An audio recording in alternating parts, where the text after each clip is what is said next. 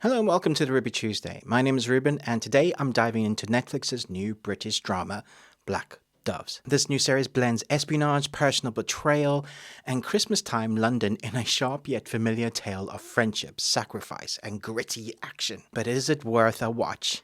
Let's dig in. At the heart, Black Doves is a story about Helen Webb, played by Keira Knightley, a wife, mother, and professional spy navigating a tangled web of loyalty and deception. The series pairs Helen with Sam, her old friend, played by Ben Whishaw, in a buddy dynamic filled with tension, trust issues, and emotional depth. Their relationship, spy and assassin, is the emotional core of the show.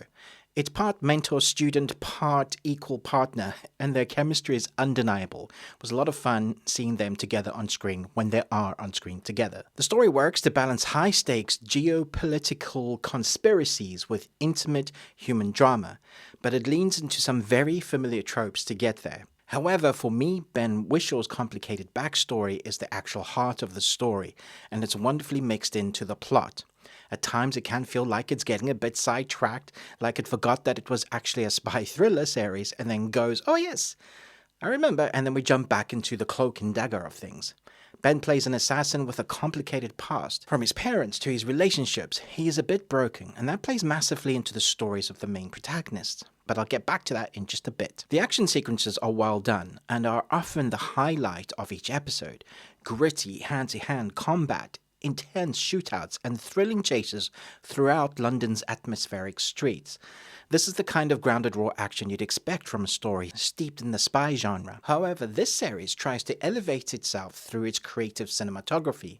There are moments when the camera work feels really inventive, with unique angles, sharp editing, and moody lighting that captures the tension of late-night covert operation. One particularly intense action scene was beautifully sad and somewhat romantic, yet still incredibly tense. I loved it when the series had moments like these. That said, while style shines in certain spots, it doesn't reinvent the wheel. You can see the twists coming. Unfortunately, the lack of surprises sometimes pulls you out of the experience as well. Getting back to the characters and acting, Keira Knightley delivers a strong performance as Helen Webb. She brings a vulnerability to a character juggling motherhood, a collapsing marriage, and dangerous double agent duties. Ben Whishaw, as I spoke about earlier, as Sam, is quietly intense and brooding. Their dynamic is layered, showcasing years of history and regret, and trust that is slowly rebuilt throughout the series. It's this intertwined relationship that works well to keep you wanting to watch the next episodes. The supporting cast also delivers. Sarah Lancashire as the enigmatic Reed is particularly strong, exuding authority and suspicion in equal measure. However, the series really relies on flashbacks to flesh out its characters, and while they're informative, they sometimes feel like they drag the pacing. Just when you're getting into the flow of the main story, the action is getting from one scene to the next, the drama is pulling you into that next scene, we get pulled back into a backstory that leads me going, why do that like that? And this leads me into the writing of the characters. I will leave the story alone because I thought it was good, predictable, but good. The motivations of the written characters are another thing though. Too many times during this short season filled with flashbacks, our protagonists do something that seems stupid. They are having relationship issues, but if you're a trigger man, you don't answer text during a gun battle. I mean, I don't know from experience, but logically, I'd put my shit aside to get out alive so that I can still have that drama of my love life and text at the correct moments. Characters in this series are intended to be brilliant at the top of their game, and I found myself thinking, why are you doing that? What is going on over there? Why didn't they just do this?